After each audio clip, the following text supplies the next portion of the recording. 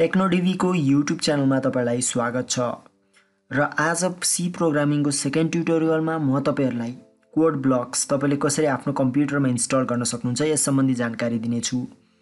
So तपाईहरुले C programming सिक्नका लागि तपाईहरुलाई सी प्रोग्रामिङको कोड लेख्नका लागि एउटा कोड एडिटर सफ्टवेयर चाहिन्छ जसमा तपाईले कोड लेख्ने, त्यस कोडलाई कम्पाइल गर्ने, बिल्ड गर्ने तथा रन गर्ने विभिन्न कामहरु गर्न सक्नुहुन्छ। र तपाईहरुको कोड एडिटरमा mainly Turbo C, Dev C, Code Blocks okay यस्ता सफ्टवेयरहरु रहेका छन् र म चाहिँ यस सी प्रोग्रामिङको ट्युटोरियलमा चाहिँ तपाईहरुलाई कोड ब्लक्सबाट कोडिङ गरेर देखाउने छु। सो म यस भिडियोमा तपाईहरुलाई कोड ब्लक्स तपाईले कसरी इन्स्टल गर्न सक्नुहुन्छ त आफ्नो कम्प्युटरमा त्यस सम्बन्धी जानकारी दिनेछु। सर्वप्रथम कुनै एउटा ब्राउजर खोल्नुस् र ब्राउजरको युआरएल बारमा टाइप गर्नुस् codeblocks.org।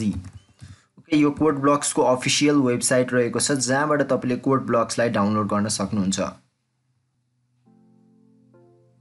सो यहाँ वेबसाइट खुलिसकेको छ र तपाईले यहाँ नेभिगेसन बारमा देख्न सक्नुहुन्छ होम, फीचर्स, डाउनलोड्स ओके यहाँ तपाईले डाउनलोडको अप्सनमा ट्याप गर्नुस्।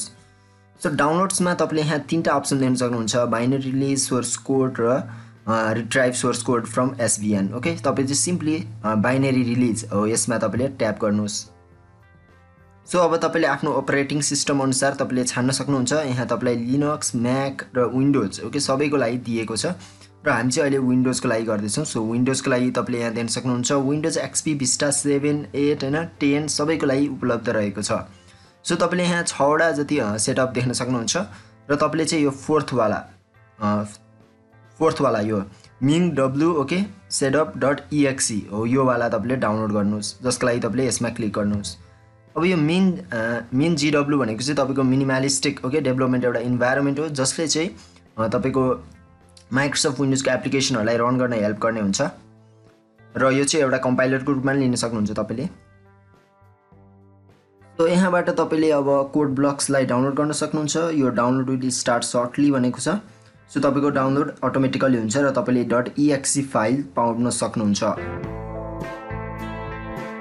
.exe फाइल यस्तो पाउन सक्नुहुन्छ जुन मैले अलरेडी डाउनलोड गरिसकेको छु। सो म यसलाई ओपन गर्छु। ओके यस गरिदिनुस् र सामान्य इन्स्टल गर्नुस् okay I agree, next install okay. So तपाईले अब यसलाई यसरी इन्स्टल गर्न सक्नुहुन्छ।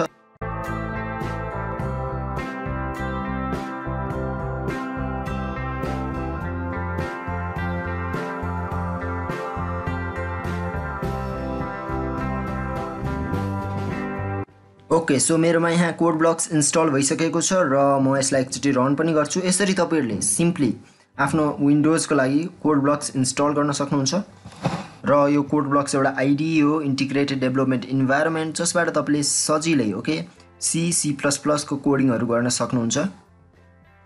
सो नेक्स्ट फिनिश पनि गर्दिन्छु।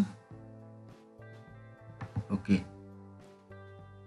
सो यहाँ यो एप कोड ब्लक्स ओपन हुँदैछ एउटा open source cross platform IDE okay 17.12 भर्जनको रहेको छ। सो तपाईले कोड ब्लक्सको यस्तो इन्टरफेस देख्न सक्नुहुन्छ यहाँ। सो तपाईले सिम्पली फर्स्टमा प्लसमा ट्याप गरेर इम्प्टी फाइलमा ट्याप गरेर यसलाई सेभ गराएर तपाईले यहाँ कोडिङ गर्न सक्नुहुन्छ। सो म नेक्स्ट भिडियोबाट चाहिँ तपाईहरुलाई अब कोडिङ गर्न पनि सिकाउँछु कोड ब्लक्समा र हाम्रो यस च्यानललाई सब्स्क्राइब गर्नुस् अहिलेसम्म गर्नुभएको छैन भने र सी को अन्य ट्युटोरियलहरु पनि आउँदै छन्। So stay tuned okay.